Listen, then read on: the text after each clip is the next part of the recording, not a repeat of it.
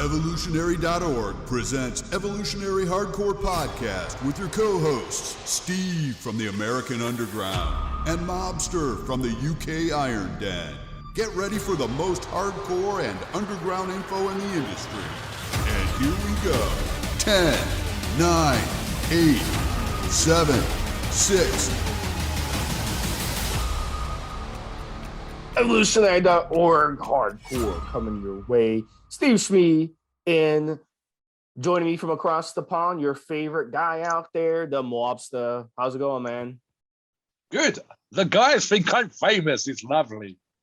You are. You're the big guy across the pond for sure, and you're getting famous across the pond too. So today we're going to talk about one of Mobster's cousins, one of his countrymen, Bertil Fox.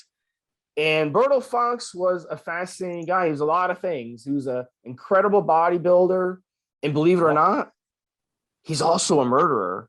And we'll get to that later on the show. And Mobster has a lot to talk about on that, and Mobster's theory as to what went wrong with Bertil Fox. So, one of the most impressive British bodybuilders of the 70s and 80s, born in 1951, spent 25 years as a pro bodybuilder.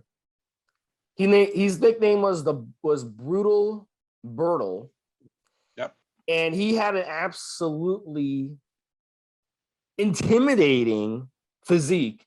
He was only 5'8", so he was a shorter guy, shorter, closer to my height, but he was 245 pounds and he had 22-inch arms. So I don't care if you're 6'5" or whatever, this guy was an absolute machine if you ran into this guy. So, and Mobster, I know you want to jump in this one. So what we would say he was thick as a brick. I double checked his physique this morning, part of the pre-show research. Great calves for a black man, great thigh separation, and it's hard to put into words, but just sort of a massive brick-shaped lump of meat. Physically, very, very impressive. And I know we can get into which bodybuilders were better for different decades and all the rest of it, but go back, look at the photograph, and tell me he's not physically impressive, Steve. He's I mean, we're talking about 40-odd years ago, which makes me feel old as fuck, but 40-odd years ago, thick as a brick. And I'll get into, as we talked about already, the psychology, but the way that the crowd responded to him when he came out on stage was an indication of what we're talking about, which we'll get into in a second. Okay, so Fox was born on the island of St. Kitts, and St. Kitts is a British Caribbean island. It's near the Virgin Islands, and you've got, of course, the American Virgin Islands, the British Virgin Islands. You got those islands that basically run from past where Puerto Rico is, the southeast of Puerto Rico, where Virgin Islands are. St. Kitts is around there, and then the islands continue going down. They dot down till you get to Venezuela. It's definitely one of the more beautiful parts of, the Atlantic part of the world. Of course, if you go into the Pacific part of the world, you have beautiful, beautiful islands in the South Pacific. And then on the Atlantic side, you have islands like this that are absolutely gorgeous. And a lot of people from Britain have moved there, Portugal, Lebanon, Pakistan, Africa. People have gone there to seek opportunities, but also to retire, also just because they want to live on a gorgeous island. It's not a cheap island to live on. St. Kitts is actually one of the more expensive ones to live on because they really have to have everything imported. So that's one of the reasons. So if you want to live there, it's going to be an expensive island versus what the type of money that the people actually make on the island. So soon after his birth, his family moved to England. And as a child, he got involved in sports, and he was very good at them, but his true passion was bodybuilding. And he was excellent at it as a teenager, really gifted athlete. His father died. He was just 14. So he used that as motivation to hit the weight room. 18 years old, he was already kicking ass. He won the 1969 Junior Mr. Britain. And in 2 years, he had 2 straight wins in 1971 by winning Junior Mr. Europe. Then he would win Mr. Universe and Mr. World a few years later. So the guy from a young age was, doing a lot of things that a lot of people have not done so young. So to have that kind of, those kind of, really wins under your belt at such an age is really incredible. He was really talented. I'm going to jump in here very quickly, Steve, and something that some of you guys, it's one of those things when you go to certain gyms and someone else, an older hand, so to speak, sees that you've got potential and comes over and offers their assistance. And there's a lot of, in the modern age with the internet and whatever else, and even on the forums, it can sometimes be difficult to feel that this is appropriate and whatever. But here's the thing, Bertil Fox, fantastic genetic talent. And he was extremely lucky, Steve. I'm saying 15, 16. So before we started competing, I think the fella that he ran into was another black bodybuilder called Howard Greaves. I might have got the first name wrong. I think Greaves is definitely right on the surname. And essentially, he recognized that Bertil had amazing genetics and took him under his wing and showed him the ropes. If you might remember, Steve, that we've covered in previous podcasts when we talked about some of the people that were mentored by a great Afro-American bodybuilder called John Brown. And Sean Ray, for example, is included in that particular list. This is Bertil Fox had Howard Greaves, and Howard showed him how to train, how to diet, how to get into condition, how to get into shape, and so on and so forth. So he's extremely lucky. But that, of course, as we've just said, combined with his great genetics, is the reason why he was winning, as you say already, the 1969 Junior Mr. Britain. And these would be, I'm going to say, NABA competitions before the EFBB didn't even exist then, and before he started competing with the IFBB. At 18 years of age, winning the Junior Mr. Britain because he had guidance right from the beginning of his training, and someone who had a great physique, knew the game inside out, and was able to show him how this stuff goes. And of course, Steve, you and I, we cover these kind of things on the forum when we talk about ourselves giving out advice. So sometimes, guys, it's worth lifting because we know what we're talking about. We've been around, and we can help you like Howard was helping Bertil back in the day. Back to you, Steve. So Joe Weider had been spending a lot of time recruiting the best British and European bodybuilders and convincing them to move to the USA. He was kind of the ambassador to bodybuilding to get them over. And Fox would indeed move to California and shoot for some IFBB competitions. In 1981, he got a very strong 5th, the Grand Prix Belgium. And he was 30 years old at that time in 1981. The next year, he was runner-up at the Night of Champions and 8th at the Mr. Olympia. In 83, he would get 2nd place at the Swiss Grand Prix and 5th at Mr. Olympia. He would get 7th at the 1986 Mr. Olympia and finish in the top 12 over the next 2 years. So some of his other highlights that, we want to go over here. So Arnold Classic in 1989, he got 6th place. Grand Prix Melbourne, 6th place. World Pro Championships, 5th place. And then in 1992, he placed 16th at the Arnold Classic. And then the Pittsburgh Pro Invitational got 9th. In 1994 was his last major competition, and that was the Ironman Pro, where he got 13th place. So he had a career spanning from 1969, when he was just a teenager, all the way to the early 90s, to mid 90s, to 94. So he had quite a career, and he did very well. His best career was, I'd have to say 1976 and 1977, where he was winning Mr. Britain, getting 2nd at Mr. Universe, winning Mr. World, and then getting 1st at Mr. Universe the next day. So the next year. So 78 and 79 also 1st at the Universe Pro. So yeah, he had heck of a career, and he definitely went up against some of the best of that era. I'm going to jump in here with two things here, Steve. One, which we're going to talk about momentarily, which is to do with the psyche of being an absolutely amazing bodybuilder, and it's a combination of self-belief, the way that you're treated on stage versus off stage, which specifically, as we'll touch on in a minute or two, people, when we talk about the very famous or infamous murder case and the outcome. But let's touch first very quickly, Steve, on training. During this time that Steve was talking about, and essentially he was one of the power builders when power builders didn't exist. I mean, prior to Bertil Fox coming along, you had guys like Reg Park doing 500-pound bench presses and so on.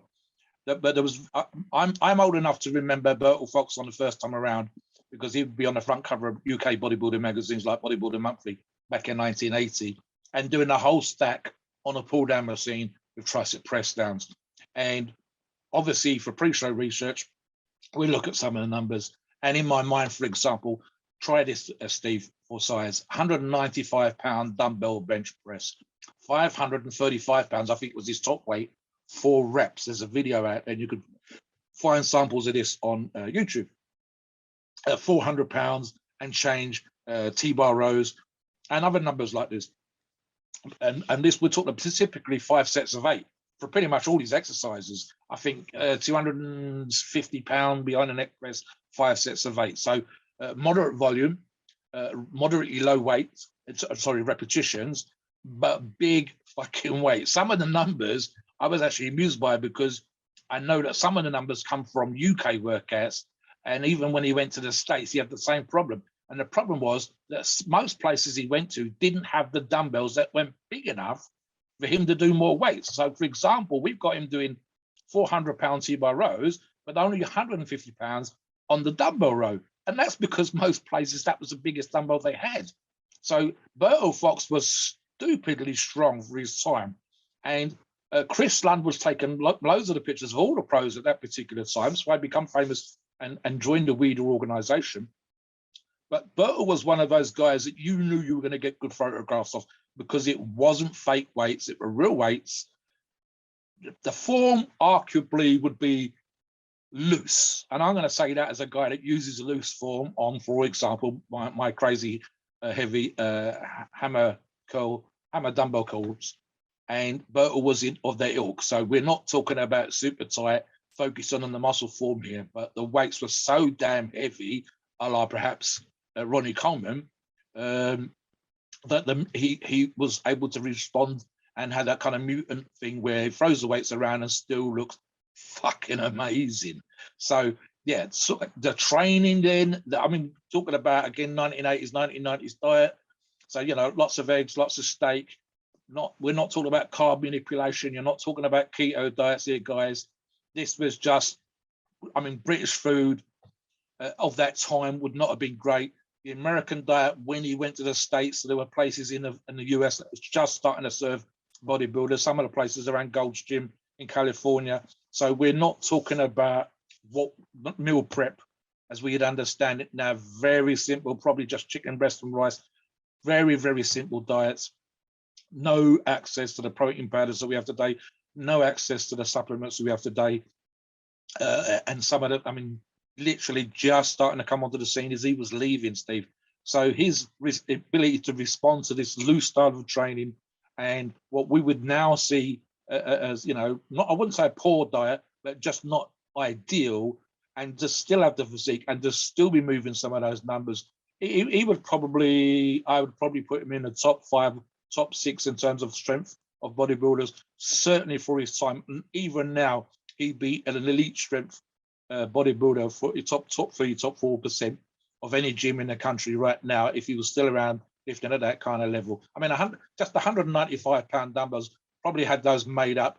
And I think Joe Gold, for example, because there's photographs and videos, you can see Joe Gold at World's Gym going through stuff with him.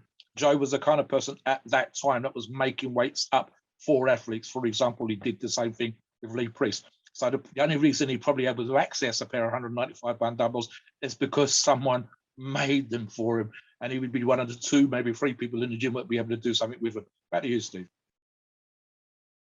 Yeah, and I'm not quite sure if he's still working out to this day. Right now he would be Prison. Yep, but he'd be in his 70s. So, but he is still alive as far as we look. Maybe by the time you guys listen to this, he would have passed away. But so let's go over what happened, and we'll talk about a steroid cycle at the end. Yeah. So, September 30, 1997, he had an altercation with his ex-girlfriend, who was a model, and her mother at the dress shop in downtown St. Kitts. Bazatir, I believe it's called Bazatir, St. Kitts. Apologizes for mispronouncing it. Yeah. While struggling with his gun, he ended up shooting both of them near the door as he was getting kicked out. He claimed to the court that it was self-defense, but the problem was there was a witness, and one of the employees there was the witness, and said that Fox was not defending himself. So I read a little bit about this story, and it's funny because I was listening. I actually watched a show yesterday, and it happened in Tennessee where a guy killed his wife. He shot his wife 3 times. And the difference was there was actually video of it happening. And she was actually hitting him, and she had a bat. She was threatening him with a bat. So he took a gun and he shot her, right? And it's on video of her hitting him with the bat and hitting him on his head, beating up on the guy. He was getting, he was being abused physically in the relationship because she was on, she had a drug issue. She was bipolar. And even with that video evidence, he still got charged with murder. And he ended up getting it pled down to manslaughter, and he got 15 years, but with the possibility of parole after 3 years. And it's a famous story that happened, in the United States and Tennessee. And without that video, he would have gotten life in prison. Life. Yeah. But because of that video, even with that video, he still pled down because he was worried if it had gone to trial, he would have got 40 years. So what does that tell you? This is a good lesson for everybody. If you're ever in that situation where you have to defend yourself, it's best to not pull out a gun.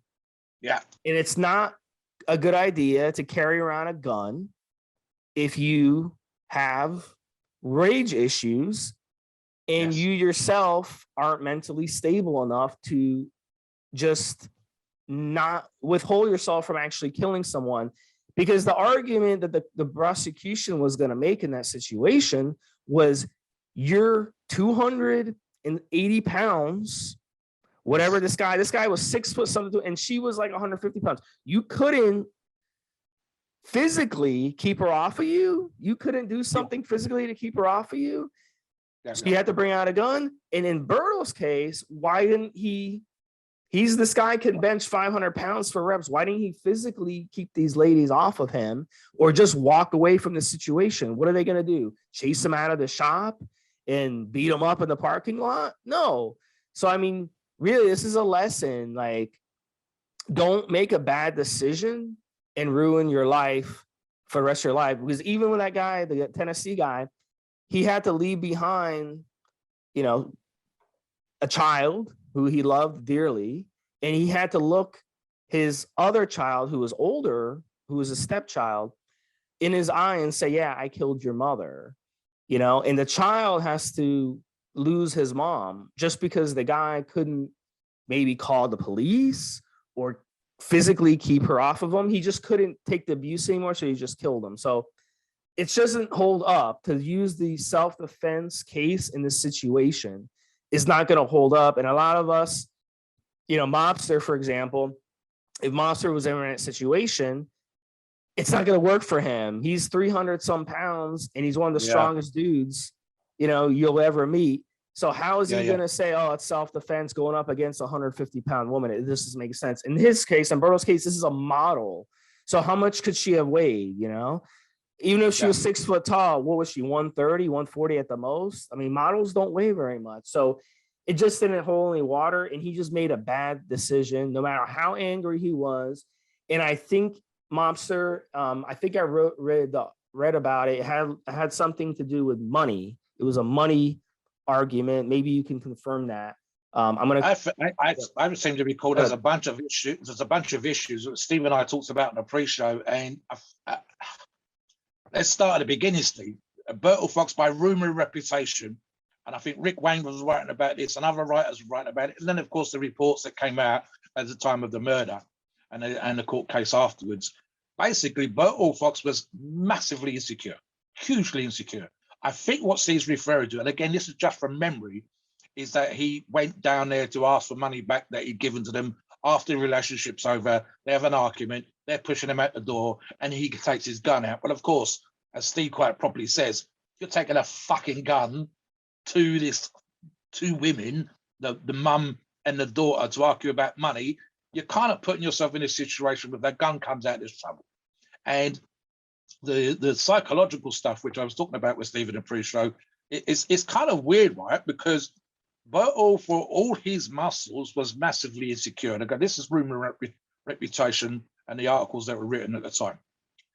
And one of the things I said to Steve was, think about it like this, right? I says, at the weekend, you're at a bodybuilding competition, maybe you're guest posing, maybe you're competing, and people's response to Bertil was so extreme that he was one of the UK bodybuilders, and it went over to America when the British continued to turn up for the Olympians and the Arnolds, as Steve talked about in his competition list.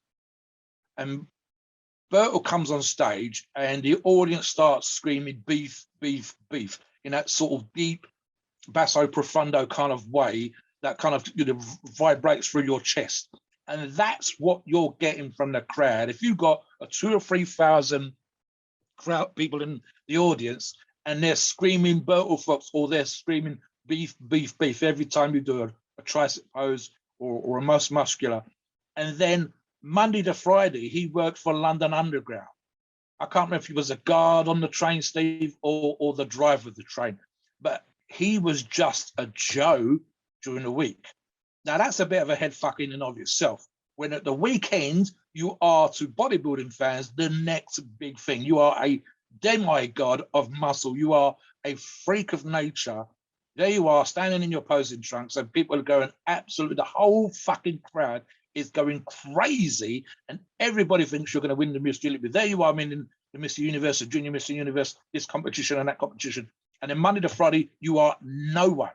You are just a normal person with your tunic on, with your London Underground sweater on. You're a bit bulky. They even interviewed some of his workmates, and he said, oh, he was just Bertil. He was just, Bertil was a big guy, but he was just Bertil. That's it. So that, as far as they were concerned, he was just a big guy. And that's it. Now, that's a head fuck right there. And then Bertil Fox, really, again, this is rumor and reputation, was massively insecure. He was one of those kind of people where he would take it out on those people around him if things didn't go well.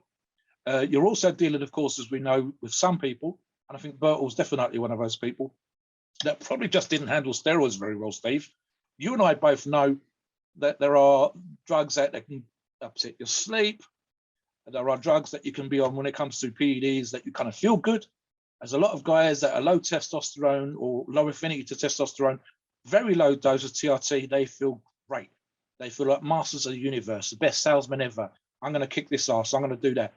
And for me, and I don't know about you, Steve, I just feel, okay, I'm probably more moody, more argumentative, whatever, off, more likely to kick off, such as it is, and the rarity that happens at my old age, off steroids than on. So I probably do better on in terms of my mood and my demeanor and whatever else. I'm also probably more aware, because I'm on steroids, that you can respond and react in a certain way. But other guys are not. You and I know some young guys that have gone on steroids, and it's almost like they've got permission to be dickheads. I'm on gear so I can be a wanker. I'm on gear so I get roid rage.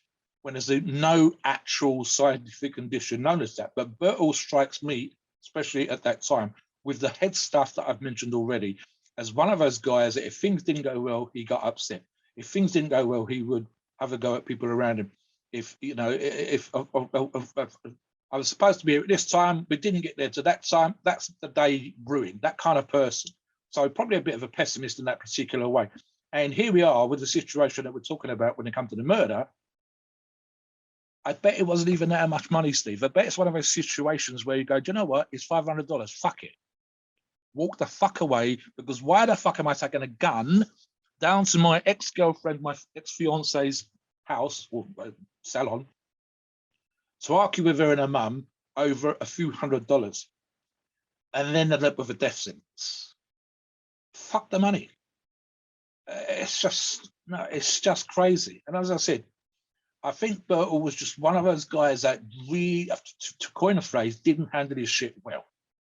And whether that was a result of his upbringing, whether that's a result of being on PEDs, whether that's a result, as I say already, of the weekend, the sun doesn't shut, people can't, your shit doesn't smell. You are amazing. There'll be people outside in the foyer of a theatre going, your physique is fake, your arms are the best I've ever seen, all that kind of stuff. And then Monday to Friday, you are working in a 9-to-5 job, you're doing shift work, you're covering for a buddy, and you're up and down the Metropolitan line in the London Tube or the London Underground, and you're getting your £13,000 a year or whatever it is he's getting paid. At the weekend, he's picking up 500 quid for showing his biceps, and it's taking him 2 weeks to earn £500 working on the Underground. It's a head fuck. It really is. I said to Steve in the pre-show, I'm doing an event in 2 weeks' time, mentioned on the forums, where I'll probably be signing autographs. Not that it's be very, very easy, Steve, if you're enough of a narcissist to think you're something special because people want your autograph because they got it, they enjoyed the vibe at an event, and then have an argument about how special you are, perhaps with the girlfriend or people around you, because at one point people thought you were special, and then the next day you're just a Joe, and it doesn't matter. It's difficult. There's a lot of athletes, and you talked about this on other podcast, Steve. A lot of athletes where this is the one thing that you're not taught in all the coaching that you do to become, say, for example, a great pro ball player, is how to handle your shit. And that's why so many guys go crazy and ruin their money. That's why so many guys crazy and get on drugs. It's why so many don't know what to do with themselves when their career is over. And this is kind of what we're talking about. And Bertil's probably an extreme example of that, where the psyche of the athlete, and of course, in his particular case, at this point, a retired athlete, a former Mr. Universe, someone who used to be strong, and already had those issues when he was strong, when he was Mr. Universe, then carries off into the situation when you're retired. And again, don't. If you're going to go argue with your ex, if you're going to go argue with your ex and a mum, don't take a gun with you. It's just kind of one of those, you're asking for, it's just going to go to shit in about 5 seconds flat. What you're taking a shooter for, like Steve says, when your ex-fiance is a model, £140, maybe, probably less. A mum, even if she's a big woman, it's 2 women.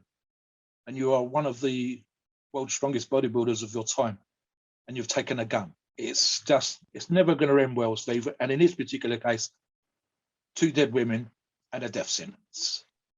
If you don't mind, Steve, I'll jump straight into that, if that's okay with you. Yeah, let me just let everyone know what the charges were exactly. So he got charged with double murder, and he got imprisoned without bail. A 4-day trial held a few months later led to Fox facing a possible sentence of death by hanging. So get into that for sure. Yeah. Right. So where I worked in central London back in the day, living up in the valleys of Wales now, we have something in the United Kingdom called a Privy Council. And Bertil Fox's briefs, his legal team, were amazing, because here's a guy that should have hung. And what Steve mentioned earlier on kind of helps him enormously. So St. Kitts, as Steve said, was formerly part of the British Empire. And as such, most of the rules, the regulations, the legislation mimics, is modelled on the United Kingdom's laws and everything else. And we've probably still got a very strong ambassadorial presence, the consular presence out there. Some countries, I believe Jamaica, for example, the police officers still walk around with Bobby-style helmets on and all that. So up until recent years. So a lot of the places that were under either French or Spanish or Portuguese or, Steve said, American or British, most of their laws, most of their legislation, the way that they enact stuff is still modeled on the country that used to occupy them. They might have independence now, but there's so much of what's been left behind is being influenced by previously who ran the country. So he was incredibly lucky with his legal team. He should have been hung. And what they were able to do is you've got the Court of Human Rights now, or European Court of Human Rights. But of course, the United Kingdom left just a few years ago the European Community. But prior to that, and even with that on the table, so to speak, you could go to something called the Privy Council. The Privy Council, I believe, is made up of politicians, I think some of the highest legal people in the country, and I believe actually might even come, I think, one of the princes of the royal family. I'm not entirely sure. And they don't meet that often. And essentially what they said was, because St. Kitts modelled its laws on the same laws of the United Kingdom that have previously owned St. Kitts under the British Empire, and because we don't have the death sentence in this country, how can he be hung? And so the Privy Council essentially said, that's correct. If you're going to model your laws, your legislation, everything else that you do on what we do here in the UK, and we don't hang people anymore, you cannot hang Bertil. And essentially that's what saved him from the gallows, Steve. He was incredibly, incredibly lucky. And literally it was probably one of the last rolls of the dice in terms of, do you say, do you know what? The St. Kitts legislation, the laws, the government that runs their country out there, however it's run, could have turned around and said, listen, we've been long away from the United Kingdom. Why are we listening to this particular thing? If we got independence, we got independence, and we should be able to enact our rules and laws as we see fit as an independent country. But they didn't. They listened to the Privy Council. You said, if everything that else we do applies under the laws that used to be part of the UK, then we need to do the same thing with this, because it opens up the floodgates in terms of ignoring other rules and legislations and laws and whatever else. And of course, it's probably the most extreme law that you can have in terms of, death sentence or no death sentence.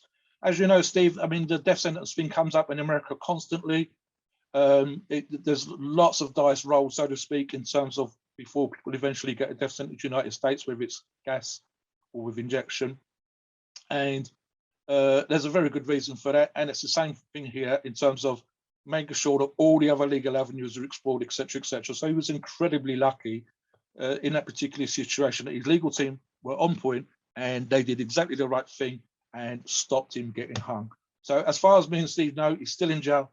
I'm going to regress. I'm going to say late 60s, possibly early 70s in terms of his age, because he would have been older than me when I was following the sport back in 1980. I'm going to say probably about 10 years older than me, so that would make him 67 as a minimum.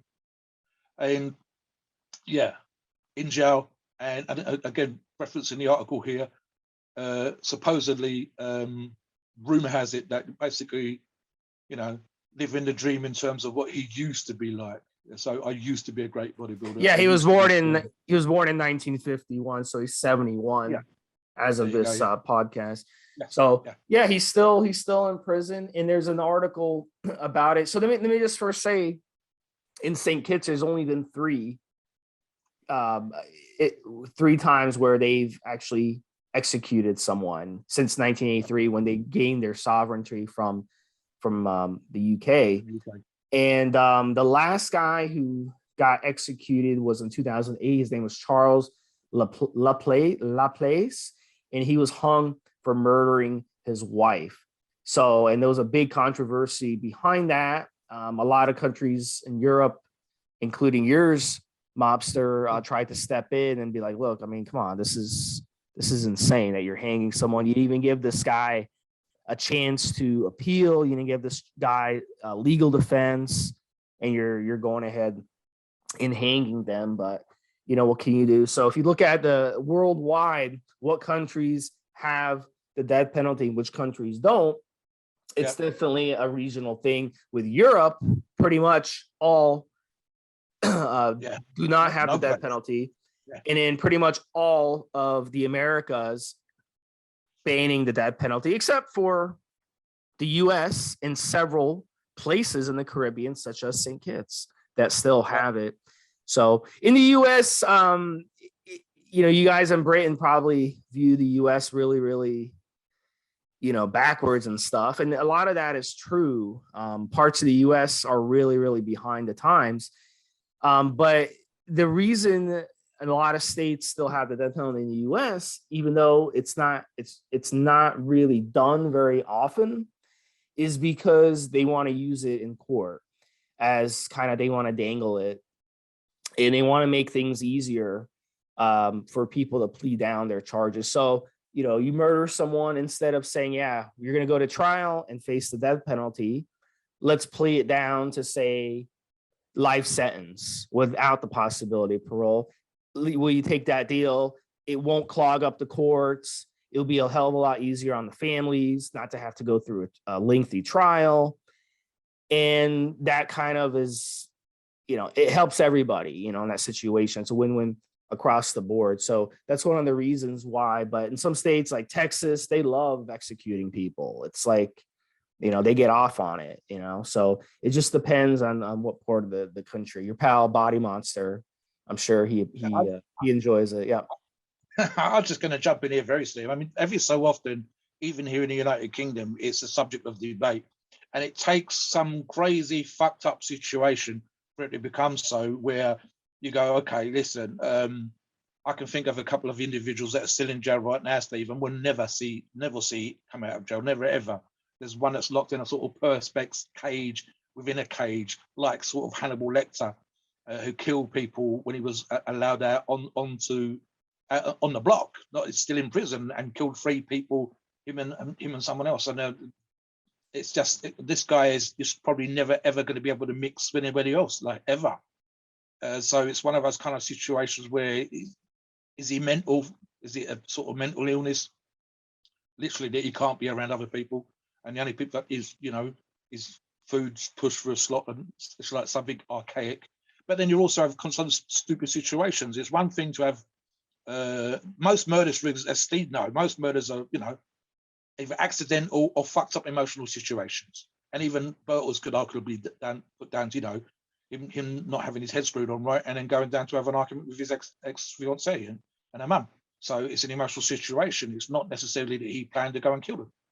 And so you can say, right, in that particular situation, perhaps we shouldn't give him a death sentence. But where someone's deliberately gone out to kill people, when someone's gone on a rampage, and we've had that here in the UK, not often, it has to be said, but enough times that these kind of things come up. And the same thing applies to other countries around the world. You go, is it something we should just do as a matter of course, which it should never be?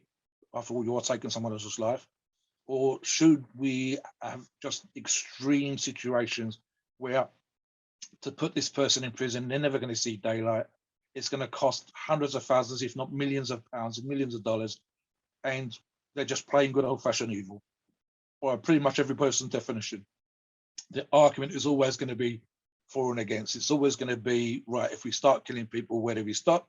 And we might as well do it for this, this, and this, and so on and so forth, versus, you know, just allowing for these extreme examples. If someone blows up an airliner and they kill 200 people as a terrorist, if someone takes a gun, and we've had this here in the UK, never mind what you just said recently out of the States, and takes, for example, here in the United Kingdom, Dunblane, and goes and kills school kids, and then kills neighbours, kills his mum, and then killed taxi drivers, that particular person, we changed the laws with regards to gun ownership of the country as a result of that, but we didn't hang him.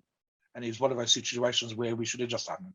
He was crazy. He's gone on a rampage. He's killed everybody from his mum on downwards. He's gone to a school. He's shot the teachers, got shot kids. He's just absolutely fucking crazy.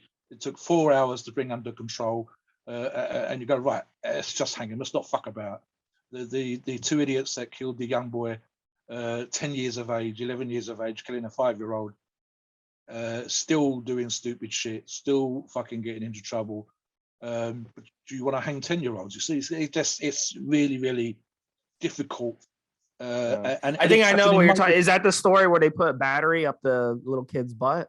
Oh, that's when they said they took him to a railway line and they were Yeah. I saw that story. Yeah, throwing it's paint on him or crazy. whatever else. Yeah, the little, One of the individuals has been done for having kiddie porn on his computer and a bunch of other stuff. Yeah, And yeah, they're fucked up. Yeah, they're just fucked we've up. had Probably people go to jail. We've had people go to jail for revealing in this country their real name because they go under fake names now, and even for saying where they've been seen in person. And it's gone on the Facebook, and they've been arrested and charged for putting that information out into the public domain because the law is supposed to protect these two particular people. One specifically, I say, is an absolute complete and utter prick, versus the other guy that seems to have sort of got his act together and not got to prison and not fucked up since, but the other fella has. And in that particular case, you're just dealing with a truly evil individual who was probably the leader of the gang, so to speak, of the two of them back in the day. And they were arguably on the cusp of what's called legal responsibility at their age. And they killed essentially a child that was half their age, 4 or 5 years of age. And so you've got those kind of situations then when you argue about it.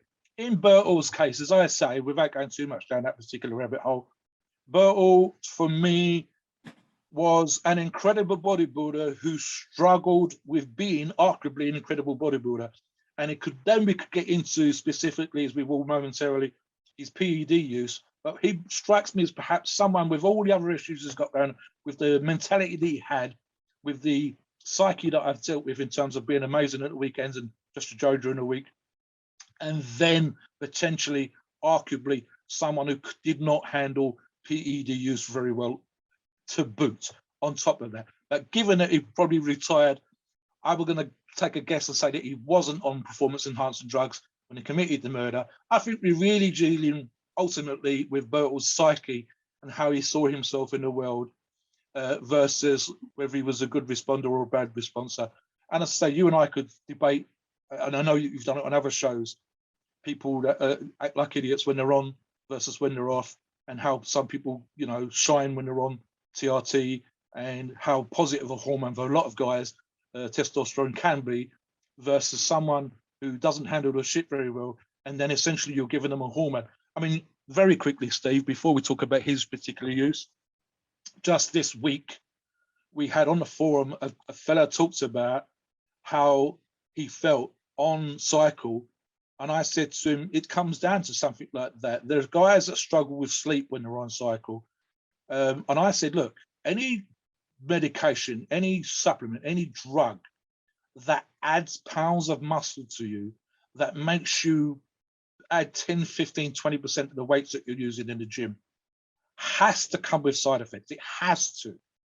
And for some fellas, it literally, the side effect they struggle with as much as anything else is they don't know how they're supposed to feel when they've got 2 or 3 or 4 or sometimes more times the amount of testosterone flooding through their body that their body's used to. I think there's one example, 30 or 40 times. We use the analogy, Steve, of like you've put foot to the floor in a racing car. If you're not used to driving fast, putting your foot to the floor in a racing car is going to be scary as fuck. It's 800 horsepower. The car weighs 300 kilograms. You're flying down the racing track. It's scary. You're just putting the brakes on. You're crashing into the barriers, etc., etc. For guys that are not used to 800 milligrams or 1,000 milligrams of testosterone in various forms, and their body's normally got the equivalent of 200 milligrams floating around, you've suddenly given them 5 times the amount of testosterone, and it's like that foot flat to the floor, and they don't like how it feels. They literally get anxious because they don't like how they feel. Now imagine you've got Bertil's issues, and now you've got this anxiety because you're going turbo, because you're a beast in the gym when you're not used to it. You've got pounds of muscle going onto your body. You're sore all the time, and you've got 5 times, just in that example, 5 times the less testosterone flowing through your body, and your psyche is kind of screwed up. Bertil, to me, it falls into that. There's guys out there that handle this shit incredibly well, and they feel great on testosterone, great on PEDs. That's what should happen. But some blokes won't. Some users won't, male or female. We've talked about female bodybuilders, Steve. You're giving a female bodybuilder male hormones, you're giving her an excess of male hormones, and stuff happens. And some of it ain't pretty. So for some people, a lot of steroids, a lot of PEDs is not good. And the anxiety, the sensation, sometimes you get used to it, but some of these guys, they have to come off. They literally have to come off cycle because they just can't handle how this feels. There's others, I think you and I probably fall into this category, Steve. We handle it quite well. Like the closest you've ever had is issues with training, and even then it didn't fuck you up properly. It screwed with your cardio, but it didn't really mess with your head as such. And you recognized it for what it was and backed off and changed, etc., etc. I mean, very quickly, Steve, before we talk about it, just touch on that just for yourself as an example of how some people can handle it and not handle it, and your own example particularly. I think when I first started using, they hit me really hard. The androgens really hit me hard. And when it got to the point where I was using Tren, Tren is the relationship killer. So those were the effects that I had with Tren. Is every time I was in a relationship and I used Tren, it ruined my relationship. So it didn't make me like this guy who went around trying to pick fights with people. Didn't make me, into a murderer, but it did affect me like psychologically for sure. And, the murder took place in 1997, and Fox, he had a really long career. So, I have no doubt he was messing around with Tren in the 90s and maybe even the late 80s. Tren started coming around in the late 80s. You saw the physiques. Some of the guys, he was going up against, like the Samir Banuts of the world, the Frank Zanes of the world. He wasn't going against guys who were on Tren at that time. But once they get in the late 80s and then the 90s for sure, then they started using Trenbolone. So I think for his peak years, the steroids that he was messing around with, there were really 4 that he was messing around with: Decadurabolin, Primobolan, Dianabol, and Proviron. Those were the 4 that they messed around with in the day. So we'll link an article which gives you a layout of one of the simple cycles he would have used back in the 70s, late 70s, mid 70s. And Decadurabolin, 800 milligrams per week. Primobolan, 800 milligrams per week. There's been rumors where Arnold has actually told people he used to use 100 milligrams of Primobolan per day. So that would make sense. That would get you that 800 milligrams per week of Primobolan. He probably went a little bit higher to got to get a lug up on his competition. Throwing the Dianabol in there gives you that androgenic kick to the cycle. Deca and Primo, they're not androgenic. They're very mild. So throwing in that Dianabol made them work even better. And he throw in the Dianabol here and there. If you throw in too much of it, you're going to get water weight. You're going to get bloated. So in his case, he wasn't throwing a lot of Dianabol. He was very smart about how he was using it. And then the Proviron, you throw in the Proviron in there. I don't think back then they really understood the science behind Proviron, but we know that today, if you use Proviron in a cycle, it binds to SHBG, sex hormone binding globulin. It binds very, very well. So it helps your whole cycle work even better. It helps with libido when you're using Decadurabolin. It can throw off your dihydronandrolone and dihydrotestosterone ratio in your body. So by running the Proviron 50 milligrams a day, maybe even 100 milligrams a day, why not? It wasn't expensive to get Proviron in those days, and they were getting the real stuff. So, running the Proviron balances your DHT and your DHN in the body. So, the science behind it wasn't well understood. A lot of guys today who are, mobster your age or older, who are on social media blabbing, blabbing their mouth like we are, they don't really know what the fuck they're talking about, unlike us. But they'll actually talk about Proviron. Oh, I used to use Proviron back in the 80s. We used to use Proviron. But they didn't really understand why, the science behind why they use Proviron. And they didn't really understand it back in the 70s either. They just knew that it helped. Hey, it helps with our libido. It helps with our erections. It helps with the cycle being better. It helps us harden up. So hell yeah, we're going to use Proviron. And it was available.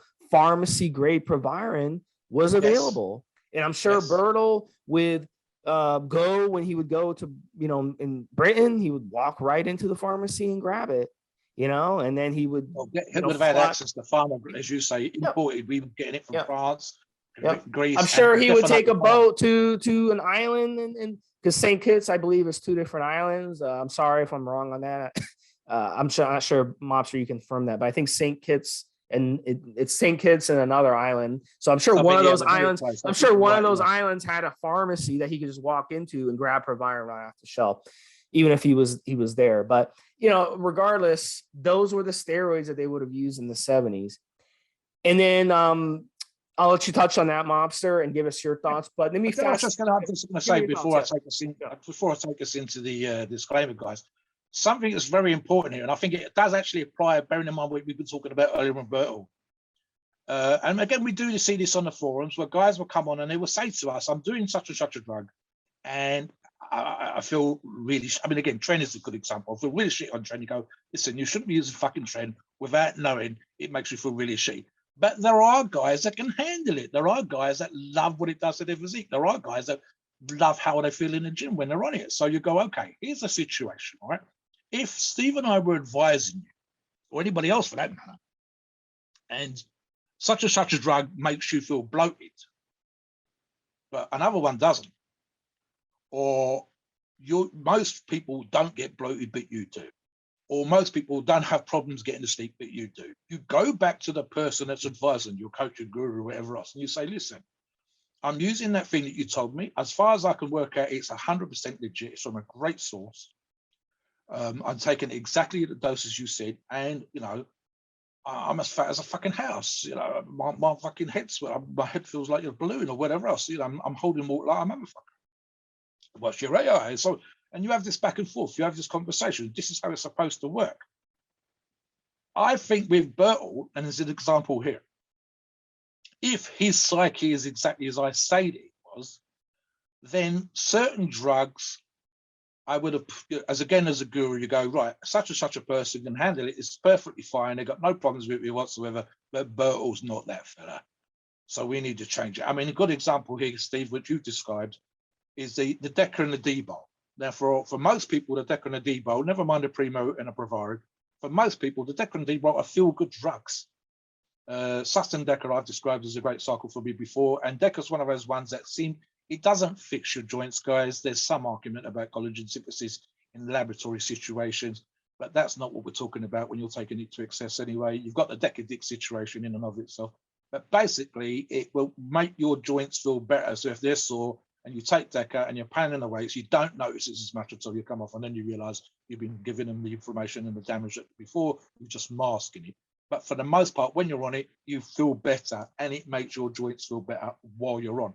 And D-Bol, I think we've talked about, it's almost, Steve, as a feel-good drug in and of itself, because you feel big, you feel strong, you don't have to take ridiculous amounts. You have to, of course, watch the side effects from an oral drug. So both of these, arguably, as a cycle for Bertil, shouldn't have messed him up too much. But for example, I wouldn't want Bertil anywhere near trade with what I think as a guru, as an advisor, as a coach, whatever, because I think he's a guy that's going to have problems with it.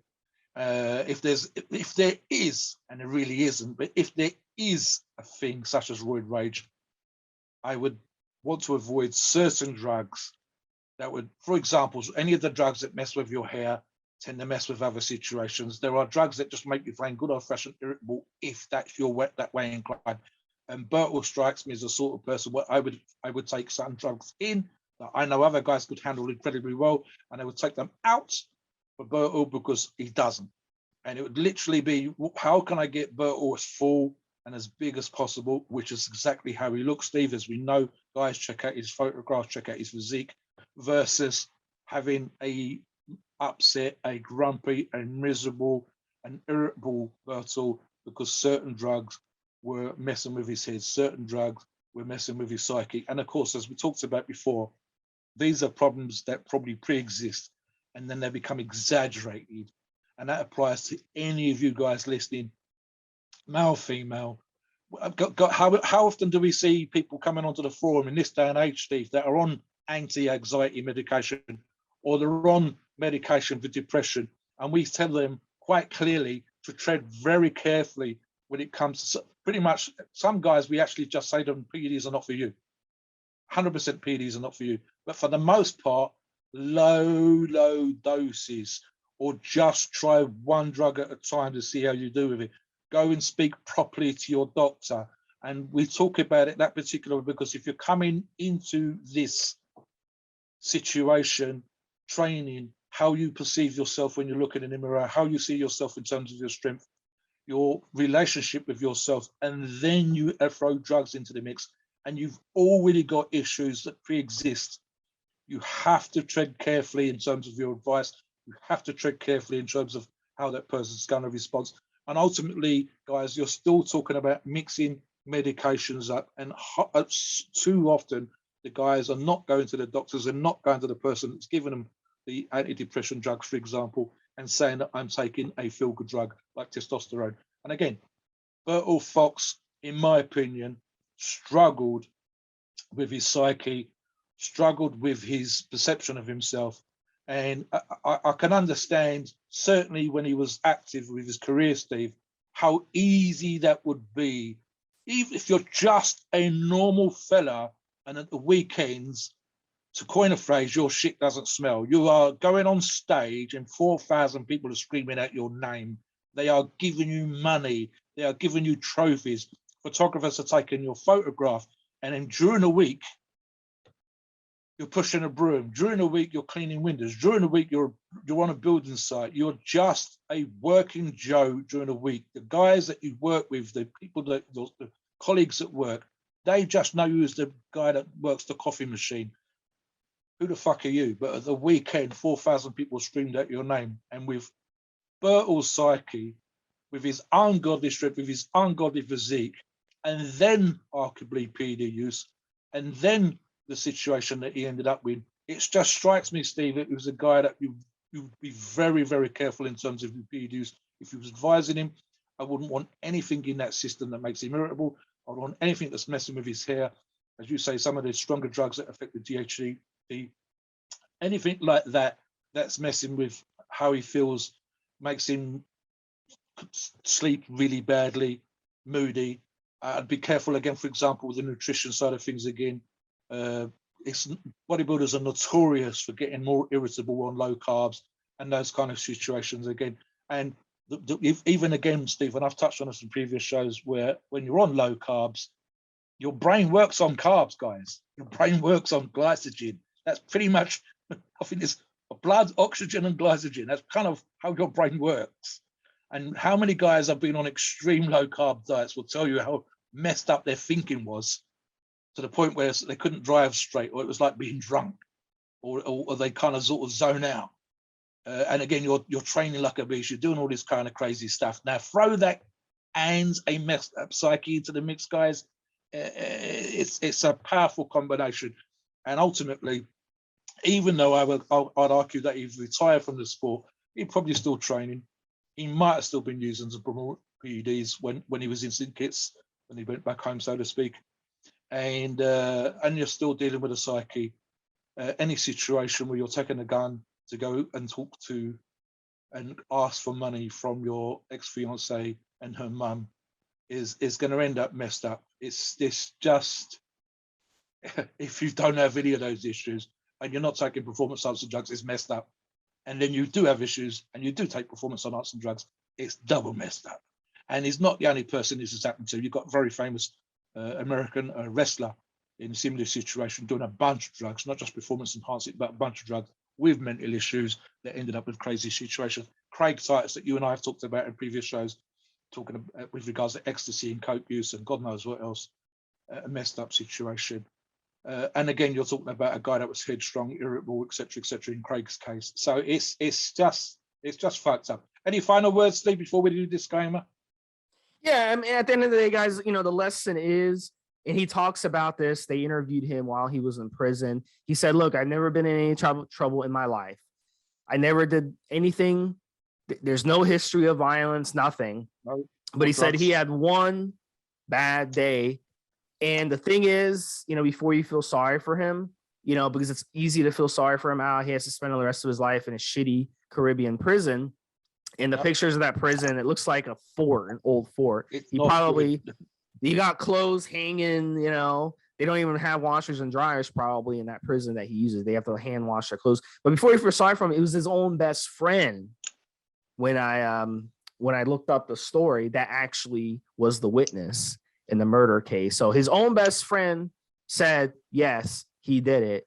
So, you know, it's not like it was some random employee there who maybe didn't like him or was friends with his ex, you know, fiance or whatever, or friends with the mom. It was his own best friend that did it. So I have to be inclined to say that he made a really bad decision that day, and he took the lives of two women, which, you know, unfortunately, you know, I can make the argument, hey, you let him back out of prison. Who's to say he's not going to go shoot someone else?